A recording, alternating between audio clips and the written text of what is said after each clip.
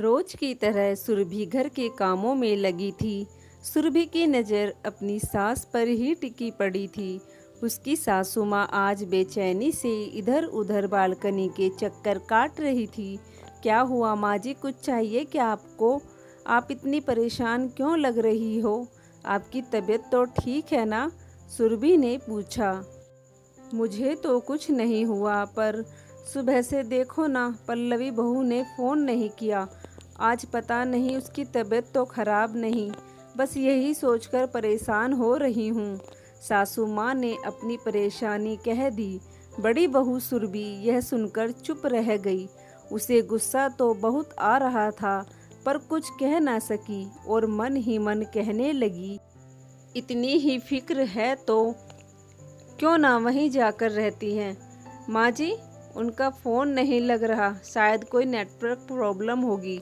आप खामखा परेशान हो रही हो, उन्हें ज़रूरत होगी तो वह फ़ोन कर लेगी, कह सुरभि छत पर कपड़े सुखाने चली गई। शाम को फिर लता जी ने सुरभि से फ़ोन लगाने के लिए कहा। उसने फ़ोन मिलाकर सासू माँ को दे दिया। हेलो। अरे बहू, इतनी देर से फ़ोन लगा रही हूँ, सुबह भी किया था, तब तो मिला नहीं था, और अब इतनी देर में उठाया है, क्या बात है? घर में सब ठीक है ना? सुबह से तेरे फ़ोन का इंतज़ार कर रही थी, एक ही सांस में लता जी बोली। हाँ माँ जी, मेरी और चिंटू की तबीयत खराब है और तुम्हारे बेटे को काम पर जाना था, इसलिए जैसे तैसे उन्हें चाय नाश्ता कराकर भेज दिया था। माँ जी, अभी मेरी बात करने की इच्छा नहीं है, बाद में बात करूँगी। यह कहकर पल्लवी ने फ़ोन काट दिया। बहू की बात सुनकर लता जी का चेहरा उतर गया। यह देख सुरभि ने पूछा, माँ जी, बहुत जल्दी बात ख़त्म कर दी आपने तो। सुबह से तो आप फ़ोन का इंतज़ार कर रही थी, क्या हुआ? सब ठीक ठाक है ना? लता जी ने कहा। अरे उसकी तबीयत ठीक नहीं है, ऐसे में वह क्या बात करती। चल तू जा, मेरे लिए थोड़ी सी कॉफ़ी बना दे, मेरा बीपी लो हो रहा है, मेरे सिर में भी दर्द है। सुरभि फटाफट से कॉफ़ी बनाकर लाई और अपनी सासू माँ के पास बैठ गई। लाओ माँ जी, आपका सर दबा दूँ? रहने दे, तू अपना काम कर ले, लता जी बोली। माँ जी, एक बात पूछूं आपसे? पूछ, क्या पूछना चाहती है तू? लता जी ने अलग ही अंदाज में कहा। आप शुरू से हमारे साथ रही हो, छोटी देवरानी के पास आप जाती भी नहीं हैं। अगर जाती भी हो तो 10-15 दिन में एक बार जाती हो, उसमें भी आप 2-4 दिन से ज़्यादा नहीं टिकती, और यहाँ आकर आप एक दिन भी उससे बात किए बिना नहीं रहती। लेकिन आपकी छोटी बहू पल्लवी क्या आपसे बात करना चाहती है? क्या आपको लगता है कि वह आपको इतना मान देती है? तू कहना क्या चाहती है बड़ी बहू? मेरे यहाँ रहने में तुझे तकलीफ़ होती है क्या? ऐसी बात है तो मैं कल ही चली जाती हूँ अपने छोटे बेटे के पास। उसकी सास ने सुरभि को गुस्से में जवाब दिया। नहीं माँ जी, आप तो खामखा नाराज़ हो रही हो। अब आप ही बताओ, मैं इतने सालों से आपके पास रहती हूँ, आपकी हर एक चीज़ का ध्यान रखती हूँ, पसंद नापसंद सबके बारे में खूब अच्छे से ख्याल रखती हूँ। आप जब भी कभी पल्लवी के पास जाती हो तो आप कभी भी फ़ोन करके यह पता नहीं लेती कि तू कैसी है। मेरी तो छोड़ो, आप अपने बेटे और पोते के बारे में भी नहीं पूछती। यहाँ रहकर भी आप वहाँ के बारे में सोचती हो। सारी सेवा आपकी मैं करती हूँ, लेकिन आपके अंदर मेरे लिए तो थोड़ा सा भी प्यार नहीं है। बस पल्लवी पल्लवी करती रहती हो। कुछ ही सालों में उसने ऐसा क्या कर दिया जो मैं नहीं कर पाई?